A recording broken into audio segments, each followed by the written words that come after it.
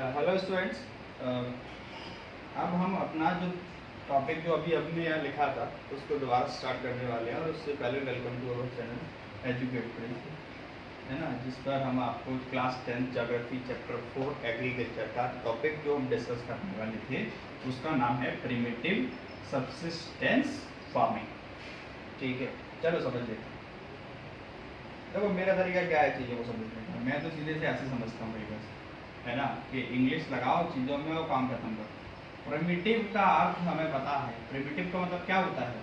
Primitive का अर्थ होता है एंशिएंट, मतलब प्राचीन, है ना, कोई भी चीज़ जो पुरानी हो, कोई भी चीज़, है ना, जो कैसी रही हो, प्राचीन। जैसे आदिकाल, आदिकाल मतलब बहुत समय पहले हमारे यहाँ पे वो रहते थे ना, आदि मानव, है ना, तो उस टाइप के। तो प्रिमिटिव मतलब पुराना, पुराना। अब सब्सिस्टेंस, सब्सिस्टेंस का मतलब क्या होता है?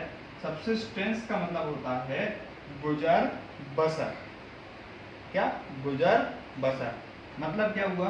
मतलब ये हुआ कि आपके पास सिर्फ इतना हो जितने में आप केवल जीवित रह सकें और अपनी जर्नल आम जो आपकी आवश्यकताएं हैं वो पूरी हो सके, उसके लिए बस, मतलब सर्वाइवल, है ना, आपका सर्वाइवल हो सके, ठीक है, उसके लिए सब्सिस्टेंस। फार्मिंग मतलब खेती, ठीक है। तो इससे हमें ये कुछ समझ में आया ऐसा कि प्रिमिटिव का मतलब हो गया पुराना, सब्सिस्टेंस मतलब गुजर बसर, फार्मिंग मतलब खेती।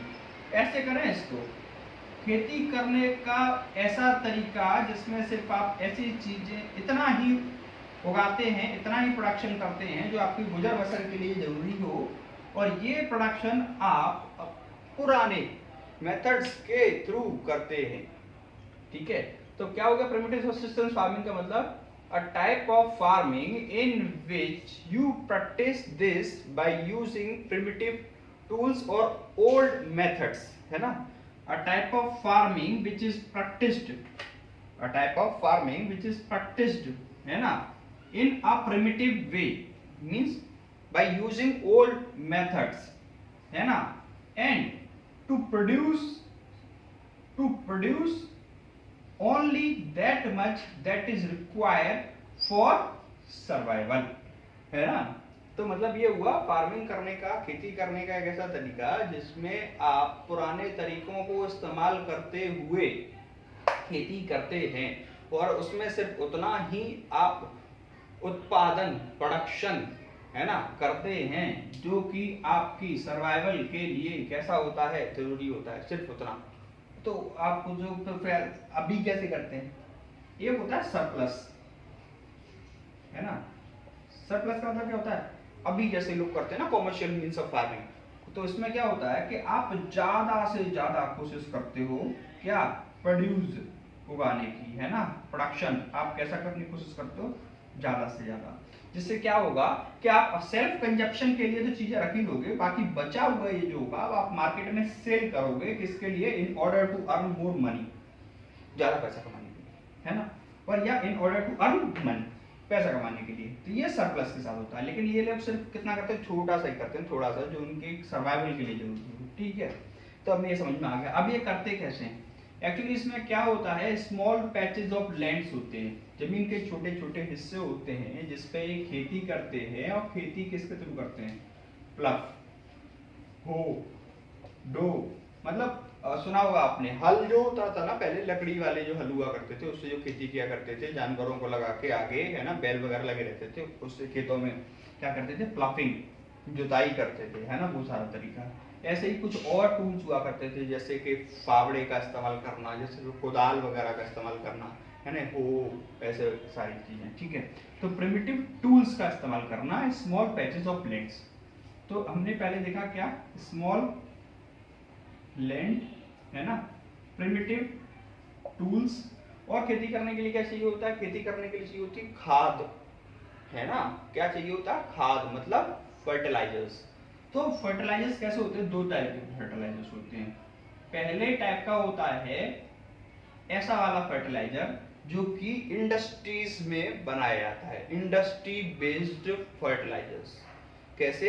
Industry based fertilisers. Industry based fertilisers कैसे होते हैं? जो कि कहाँ बनाए जाते हैं? इंडस्ट्रीज में, फैक्ट्रीज में बनाए जाते हैं, ठीक है। दूसरे वाले फर्टिलाइजर्स कैसे होते हैं? Bio fertilisers. बायो फर्टिलाइजर्स का मतलब क्या होता है? ऐसे फर्टिलाइजर्स जो कि हमें जीव जंतु पेड़ पौधों के डेड डिकेड रिमेन्स जो होते हैं उनसे जो बनता है वो क्या कहलाता है? बायो फर्टिलाइजर्स, ठीक है। सॉरी। तो ये लोग जो क्या इस्तेमाल किया करते थे? ये लोग कैसे वाले फर्टिलाइजर इस्तेमाल किया करते थे? Bio fertilisers. मतलब जो पेड़ पौधे वगैरह जो होते थे उनकी जो है ना, जो पत्ती जो गिर जाती है ना, तो उनको काउ डंग्स वगैरह से जो फर्टिलाइजर्स बना लेते हैं, पूरे वगैरह होते हैं ना, उनको खेतों में डालते हैं, तो बायो फर्टिलाइजर्स की तरह से काम करते हैं। उनको डालना, एसिड राख है ना, उनका इस्तेमाल करना, उनको डालना, ठीक है। तो हमने ये देख लिया। अब खेती के लिए भैया और किसकी आवश्यकता पड़ती है? अरे खेती के लिए इरिगेशन की आवश्यकता भी तो पड़ती है। इरिगेशन मतलब सिंचाई। सिंचाई मतलब पेड़ पौधों में पानी देना, है ना।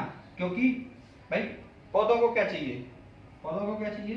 पौधों को चाहिए सिर्फ दो चीजें, तीसरी भी मिल जाती है। क्या? एक तो फोटोलाइट, है ना, दूसरा वाटर, है ना, मेनली, ठीक है, फोटोसिंथेसिस के लिए तो वाटर चाहिए होता है मतलब मेनली। बाकी न्यूट्रिएंट्स हम जमीन से ले लेते हैं और सनलाइट नहीं जाती है। तो बात आई पानी की। अब पानी कैसे मिलेगा इन फसलों को? तो they depend on the rainfall for irrigation. ये सिंचाई के लिए किस पर डिपेंड करते थे? इरिगेशन में, सिंचाई के लिए बारिश पर। अभी क्या है, ट्यूबवेल्स लगे रहते हैं ना, ट्यूबवेल से पानी चलता है, समर वगैरह से, कहीं पे नहरें होती हैं, कैनाल्स, उनसे पानी मिलता है ना। तो ये किस पर डिपेंड किया करते थे? क्योंकि प्रिमिटिव, हम पुराने समय की बात कर रहे हैं ना, उस समय टेक्नोलॉजीज नहीं थी, तो ये लोग बारिश पर डिपेंड किया करते थे। किसके लिए? इरिगेशन के लिए, ठीक है। तो हमने देखा पहली बात तो स्मॉल पैचेस ऑफ लैंड्स, दूसरी बात स्मॉल पैचेस ऑफ लैंड्स के साथ प्रिमिटिव टूल्स, इसके बाद बायो फर्टिलाइजर्स, है ना, और तीसरा इसके बाद हमने देखा क्या? चौथा हमने देखा रेनफॉल, है ना, किसके लिए? इरिगेशन के लिए, ठीक है। ऐसी सारी चीजें, ठीक है, करना। तो बेसिकली ऐसे करके ये खेती किया करते थे, ठीक। अच्छा, अब पढ़ते हैं इसकी कहानी। प्रिमिटिव सब्सिस्टेंस जो है बहुत सारे नामों से जाना जाता है। प्रिमिटिव सब्सिस्टेंस जो है क्या है? बहुत सारे नामों से, अलग अलग नामों से जाना जाता है। इसमें से एक इसका बहुत फेमस नेम है स्लैश एंड बर्न। अब इसका ये नाम भाई कैसे पड़ा? देखो होता क्या है, अब ये प्रिमिटिव सब्सिस्टेंस को अलग अलग नाम से हम जानते हैं, अलग अलग जगह पे, ठीक है। एक नाम में इसका बहुत फेमस आपको बताता भी हूँ, झूमिंग, क्योंकि ये कनेक्ट हो जाएगा इससे। नॉर्थ ईस्ट में प्रिमिटिव सब्सिस्टेंस को क्या बोला जाता है? झूमिंग बोला जाता है। नॉर्थ ईस्ट मतलब इंडिया का नॉर्थ ईस्ट। नॉर्थ ईस्ट मतलब कौन से वाले स्टेट्स? अरे भाई क्या बोलते हैं उसको? अरुणाचल प्रदेश हो गया, असम हो गया, नागालैंड, मणिपुर, मिजोरम, त्रिपुरा, मेघालय वाला क्षेत्र है ना, जो है क्या कहलाता है? इंडिया का नॉर्थ ईस्ट कहलाता है। उस वाले क्षेत्र में इसको झूमिंग बोला जाता है। तो इससे हमें एक चीज समझ में आई, jhuming is a kind of farming that is practised mostly by the tribals. किसके द्वारा? ट्राइबल्स के द्वारा, है ना। और ट्राइबल कौन होते हैं भाई? हमें नहीं पता। ट्राइबल्स कौन होते हैं? Tribals are the person those mainly reside. Tribals are the person those mainly reside. कहाँ पर रहते हैं? इन द फॉरेस्ट एरियाज, या तो जंगलों वाले क्षेत्र में, और इन द हिल्स, या पहाड़ी क्षेत्र में। पहाड़ी और जंगलों के क्षेत्र में मेजरली जो लोग रहा करते हैं वो कैसे कहलाते हैं? ट्राइबल्स कहलाते हैं। तो ट्राइबल्स के द्वारा प्रैक्टिस करी जाती है क्या? झूमिंग, है ना। इसका नाम अभी हम समझेंगे क्यों इसको झूम बोलते हैं। झूम का मतलब क्या होता है? घूमना, है ना, इधर उधर घूमना, गोल गोल, है ना, ऐसे करके, ठीक है। तो होता क्या था कि ये लोग जो कहाँ रहते थे? जंगल में रहा करते थे, है ना, जंगल में रहते थे। तो जंगल में, अब भाई जंगल में रहते हैं तो खाएंगे क्या, है ना। तो जब तक लोगों की संख्या कम थी तो फॉरेस्ट प्रोड्यूस जो हुआ करती थी, जंगलों से जो सारी चीज मिलती थी उसको खाते थे, है ना। तो फॉरेस्ट प्रोड्यूस से अब इनका पेट नहीं भरता था, है ना, शिकार से भी इनका काम नहीं हो पाता था। ठीक है। तो उसके बाद क्या हुआ, 10 मिनट हो गए। दूसरी तरफ